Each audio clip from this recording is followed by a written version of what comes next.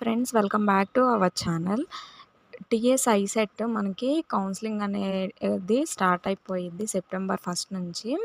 అలాగే మనకి డేట్స్ అనేవి రిలీజ్ చేసేసారు. ర్యాంక్ కార్డ్స్ కూడా సెప్టెంబర్ 1 లోపల డౌన్లోడ్ చేసుకోవాలి. ఎలా డౌన్లోడ్ చేసుకోవాలో నేను చెప్తాను.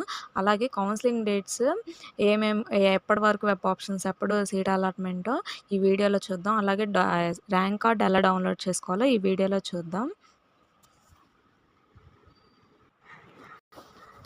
చూడండి ఫ్రెండ్స్, సెప్టెంబర్ 1 నుంచి మనకి ఒక రిజిస్ట్రేషన్ అనేది స్టార్ట్ అవుతుంది. అలాగే 8తో 1 వీక్ రిజిస్ట్రేషన్ అనేది మనకు జరుగుతుంది.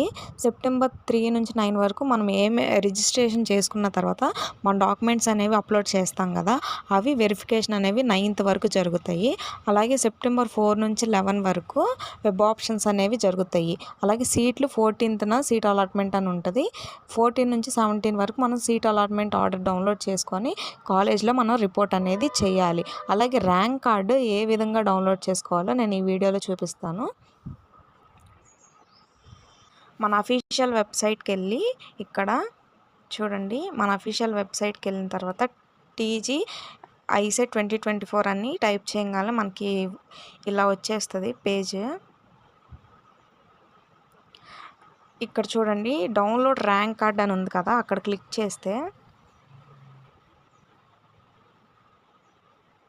అక్కడ క్లిక్ చేసిన తర్వాత మనకి ICET hall ticket number, registration number, date of birth enter చేస్తే మనకి మన ర్యాంక్ కార్డ్ అనేది డౌన్లోడ్ అవుతుంది. అది కంపల్సరీగా ర్యాంక్ కార్డ్ అనేది డౌన్లోడ్ చేసుకోండి.